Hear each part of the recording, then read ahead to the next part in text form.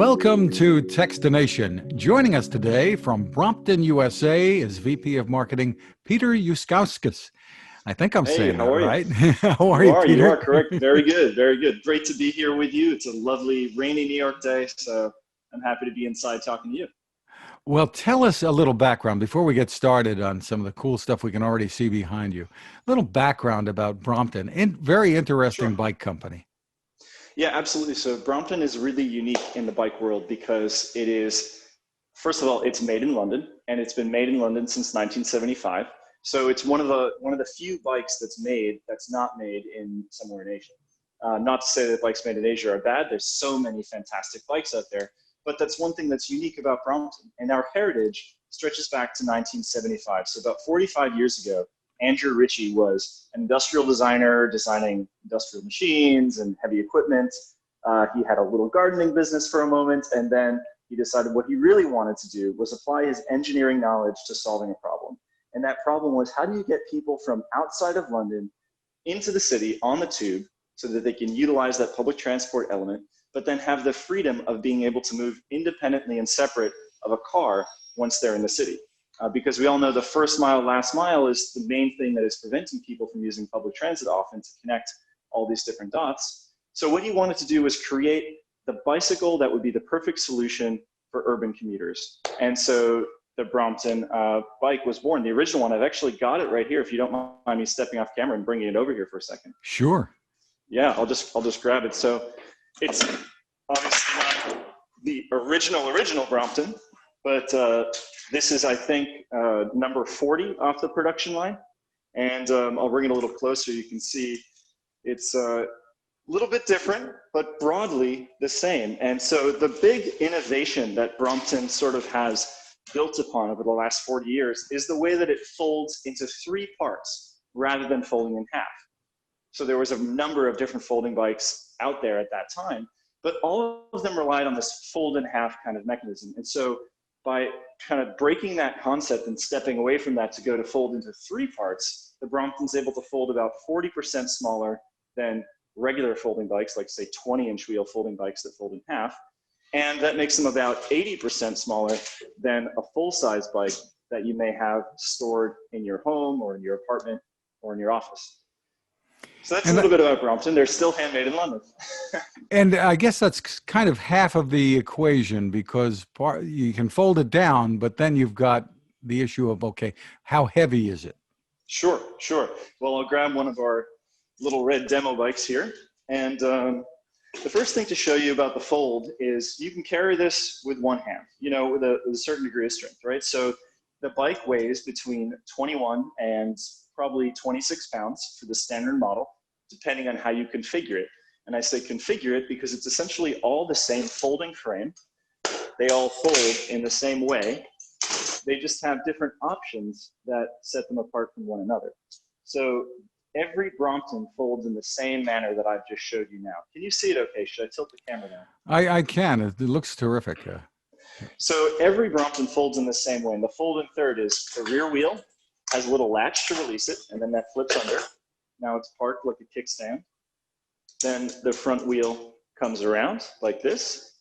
The seat handlebar goes down. The seat goes down, and now it can actually roll like a little shopping cart almost when it's partly folded. And I'll show you more about that with the Brompton Electric in a moment. The last part is the handlebar flips down, and now you can pick it up. Now the seat post is going through the frame, which locks it together. So again, about carrying, no matter where you're going, if you're in a rush, if you're kind of in an awkward move, reaching it up into your car, even if you're putting it in the overhead bin of an airplane. And I've traveled to several countries around the world with this, and there's a whole cult of people who travel with Brompton as well. The bike's never going to come unfolded on you because it's mechanically locked together, not with magnets. So that's another really nice element of that design. And as you can see, it balances pretty nice right there.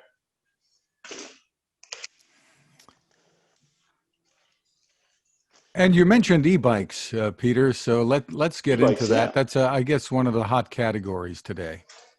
Well, so we have been excited for an e-bike for years. It's something that felt like a natural evolution for Brompton, a company where we're trying to make a solution for urban commuters, right? So an e-bike allows people who would never consider themselves to be able to bike commute daily to have access to this. And so The Brompton Electric, that's what we have here. And there's a couple things that are special about Brompton I really am proud of. I'm proud to work here just because of this, right? So it's not that we have this cool bike and we just slapped on a Bosch motor or a Yamaha drive system. You know, all of those, again, great motor systems, but were they the right application for the Brompton, and are they the right application for our urban commuter bike, right? We didn't think so. What we wanted to do was take the same approach that we had to the folding bike and look at designing something specifically purpose-built for that frame. So what we have is we have a front hub motor. It's a 250 watt geared motor, but it's got a freewheel mechanism in it. And what I mean by that is if you see when I spin this backwards, and I'm gonna come pretty close to you, when I spin this backwards, it kind of has a bunch of resistance, right? It kind of slows itself right down.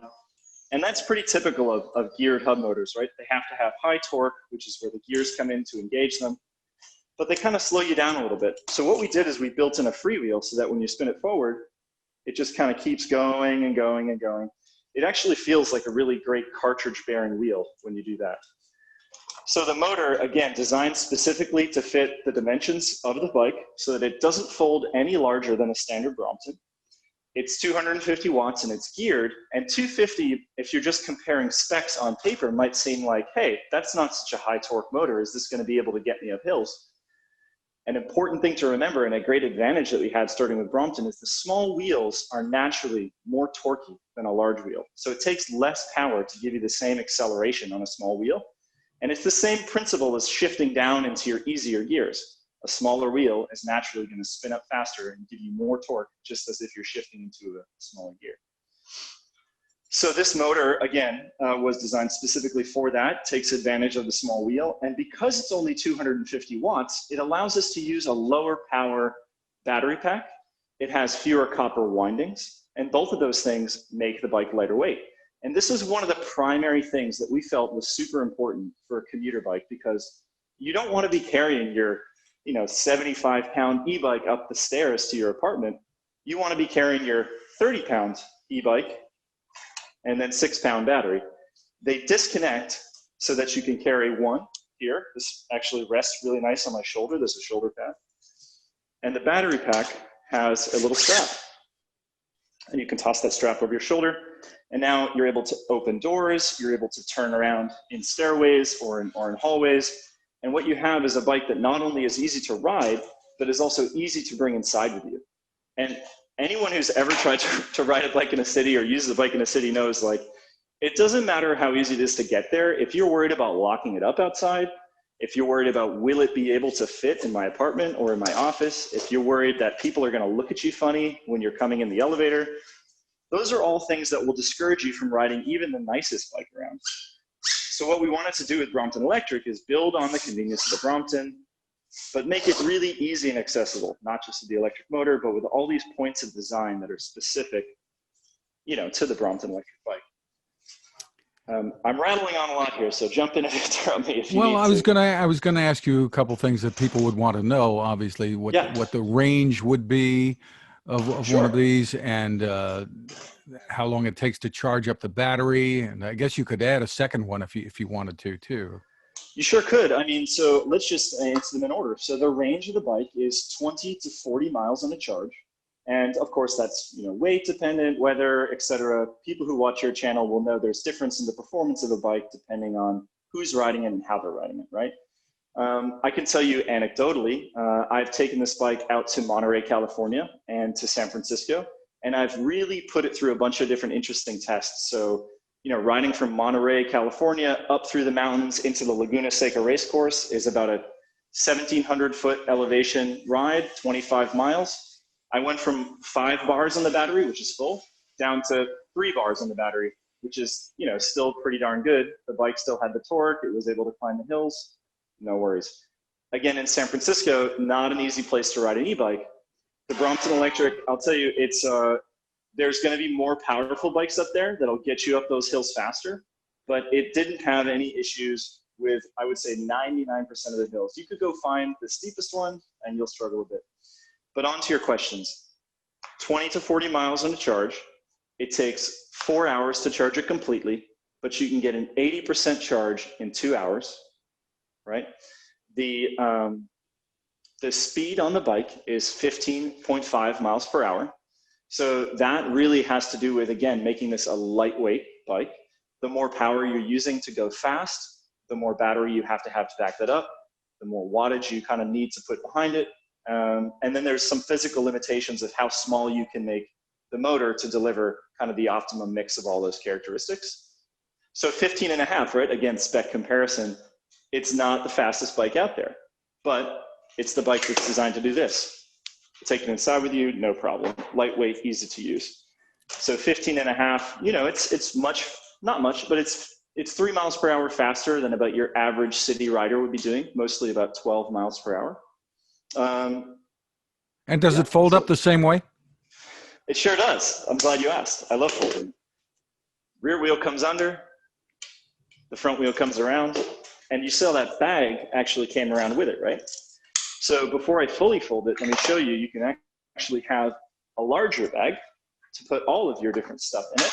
And what I love to do with this is you can actually roll it in and out of stores. You can have the top open, and let's say you wanted to come to the Brompton store and buy another battery pack. You can toss that in there, do your other shopping, whatever, rolling it around like a little cart.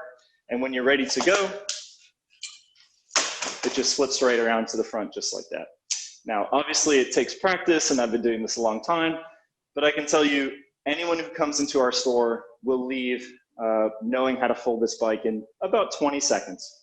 And with a little bit of practice, you certainly can get it down. I'm not even the fastest person to do it. So it's quite simple. Really cool. So tell me what your thoughts are about the type of consumer who's buying one of these today. I guess there are a couple of different categories where e-bikes have become very popular. Mm-hmm. So I'll tell you, I used to work at a bike store that sold online. They're no longer open, but at the time they were one of the largest electric and folding bike retailers. And I really saw the evolution of that kind of folding electric and just the electric bike category generally. And I'll tell you, anyone who wants to ride more often and kind of like make a bike more part of their life, an electric bike is for you, hands down. So, you know, whether it's Brompton Electric or another brand, you're in the right spot. You're thinking about the right thing, because an electric bike is going to enable you to not worry about getting out and going for a ride. You don't have to be, you don't have to have injuries. You don't have to be older. You know, I would ride this bike daily if I own one. It's just so much more fun to get on the bike knowing you can do 20 miles and not have a sweat. You could come around and do the same thing again. You could customize the power modes. It doesn't have to be high power. It can be lower power. You could still get exercise. So first of all, an e-bike is for anyone. Why a Brompton? So the perception that you're not going to get the benefits of cycling, the workout, if you buy an e-bike, that's not really valid. It's very common to think that, and it's something we get all the time. Is it cheating? You know, am I going to get any exercise? And the answer is that there have actually been studies in European cities that people who ride electric bikes do more miles and burn more calories because they're riding more often than the average person who doesn't ride an e-bike. Now, you're not talking about your road racers or your hardcore mountain bikers that are really going out for those exercise rides, but everyday folks who just need to get around, they end up riding their electric bike so much more that they end up actually burning more calories and being more active overall. That's of course your choice when you start out to do the bike riding, but I think it all comes down to the fact that it's more convenient and more fun to ride this bike more often is going to make you ride it more often. And we all need that extra motivation.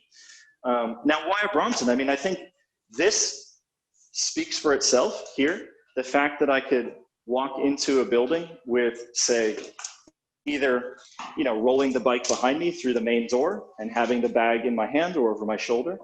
The fact that I never have to worry about leaving it outside. I don't have to have a $250 lock, you know, which I have for my other bikes, but not for my Brompton, you know, because I can just take it inside and set it right there, you know.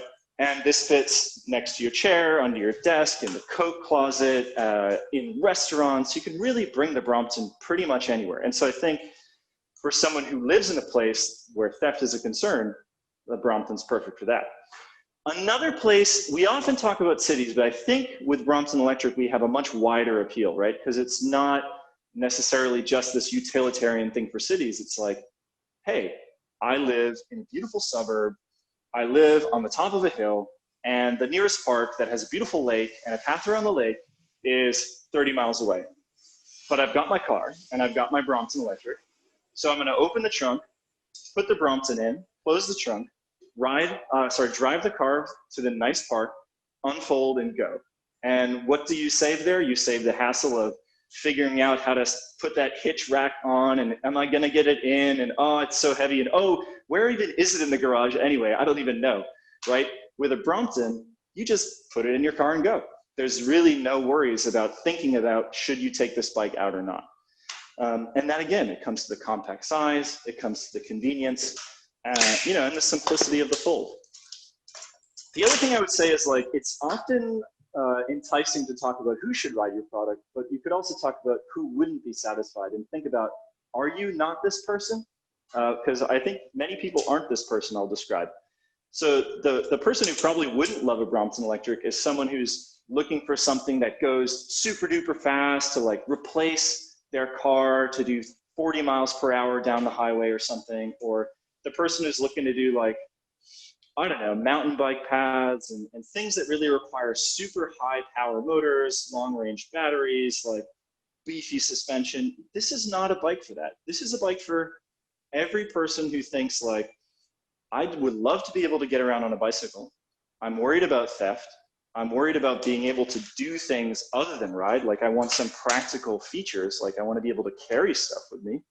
And I want to be able to take it with me wherever I go. When you're that mentality, if you want a bike to get around and you want a bike that's relaxed and fun and comfortable and just plain works and with no worries, then the Brompton is kind of perfect for you. And it's really been engineered with that person in mind. And there's another person too. I think there are a lot of people who have trouble getting on and off a bicycle that's Oh up yeah, high, and they just there we have go. difficulty with that. And with and with your bike, the Brompton, it's not an Yeah, issue, is it? And that seat is adjustable too, I assume. The height. it is. Yeah, the seat's fully adjustable for riders from 5'4" up to even we have people who are like 6'4", a couple inches taller than me. The handlebar is also adjustable. On this model that you're looking at, you have a H handlebar. We love these little codes with Brompton. So this is an H handlebar, which means a high handlebar, right? It's higher than the other ones. H, and then you have M for medium, and you have S for sporty. So there's 2 inches of difference from H to M to S. And the M and the H are the most popular, again, because it's a comfortable riding bike. Not to say that like if you're not interested in Brompton Electric and you want a fast, fun folding bike, that S-type standard Brompton is also super, super fun. But yeah, this is the H-type, and I'm 6 feet tall. I'm sitting on this now. The seat would probably normally be slightly higher for me, but you can get the idea of my body position. My posture is upright, comfortable, facing forward, not down on the ground, right? Right. Yeah.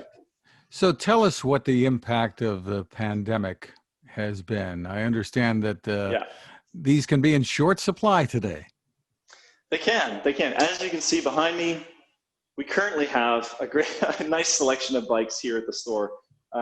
Unlike other manufacturers that had disruptions in their Asian production lines because COVID hit there much earlier, and because there's so many different companies producing at these same factories often, right?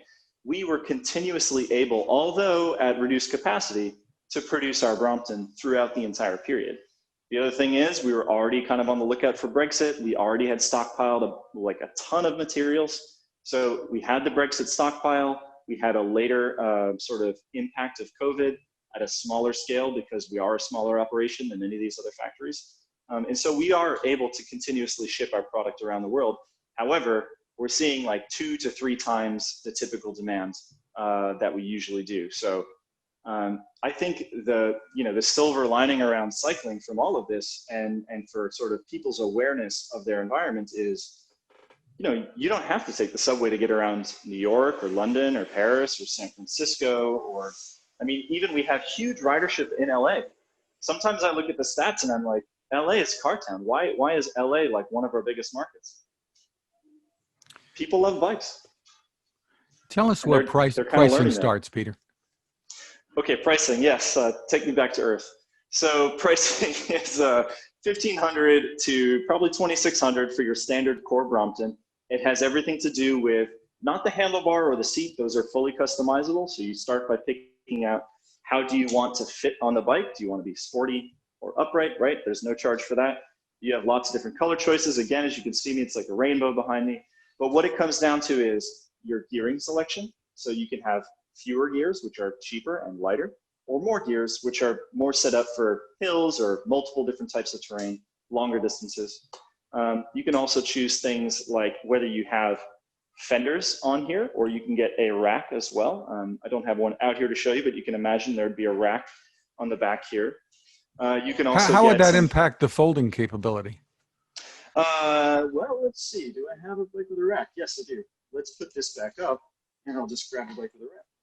It has so much less to do with your ability to carry stuff than it does the rolling function. And I'm just going to roll this bike right into the frame to illustrate this to you, right?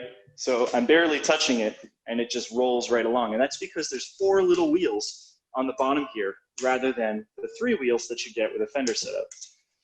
So these 4 wheels act as a little trolley, allowing you to roll the bike with super duper ease. So especially when you're in that shopping cart mode, you know, it really becomes this very stable platform on which you can do that. So I'll tell you, my personal bike is set up just like this. It has the rack. It has actually a medium type handlebar. And because that rack is on the ground when it's folded, it's not super useful for carrying stuff over your typical shorter distances. Mostly you would use, you know, one of our front bags for that, right? But what you can do, and what I have done, and if I'll dig it up in time, I'll send you, I have this beautiful photo from a trip that I did to Mexico where we actually folded the bikes, took them as carry-on, and then we rode from Cancun airport down to Tulum. And I had a frame backpack on the back here, and then I had the bag in the front. And you're able to do touring on these bikes even when you load it up like that. So for longer distances, you can carry stuff on the back here. But for shorter distances, because most of the time in the city you're going to fold it, you want to put your stuff up in the front, and it's more about having that trolley mode where you kind of roll it back and forth. Where does e-bike pricing start? E-bike pricing, it's from $34.99 to $3,700, and I only laugh because the other day in a press presentation I just couldn't remember this off the top of my head, but $34.99 to $3,700. And essentially what you're paying for there is the difference between having a 2-speed setup with 2 gears in the back or a 6-speed setup with 6 gears in the back. Honestly, my personal preference is the 2-speed because it's a little bit lighter. It's a little less expensive, but it's definitely lighter because you don't have that 6-speed setup. So it actually balances really nicely from the middle. So not to say that you shouldn't go for a 6 if you think you have like a really hilly situation, like say San Francisco, but even when I was in San Francisco, I rode the 2-speed and it was just kind of fine. Maybe I'm a stronger rider, but yeah, so that's the difference. And you can get the 2 different handlebars, the medium or the high, and it comes in a few different colors. It comes in this nice Bolt blue, which is sort of a shiny, clear blue finish, a little more expensive, or it comes in black or a turquoise. And we do have a white color that's actually going away. So if you really like the white, try to get one soon because there won't be any white anymore. So the 2-speed maybe, and put the difference in price towards a second battery perhaps or something. Yeah, or a shiny blue finish. Where can people find you? Yeah, so I'm currently standing in our New York store, which is on the corner of Bleecker Street and 7th Avenue. However, we have 130 different bike shops around the country that sell Bromptons. A smaller number of them sell Brompton Electric. So there's usually only 1 or 2 different bike shops in each kind of major metro market that sell Brompton Electric. But if you type in Brompton bicycle, find a store, I'm sure you'll find yourself on our dealer locator where you can enter your zip code. And if there's a little lightning bolt next to the dealer in your area, that means that they sell Brompton Electric, and you can call them and they have test ride models and they'd love to speak to you more. And give us that website again. Okay, you would go to US for United States, us.brompton.com. And it's Brompton. P, BROMPTON.com. Peter Yuskauskis, thank you so much for taking the time with us. Thank you, my pleasure, and have a great day.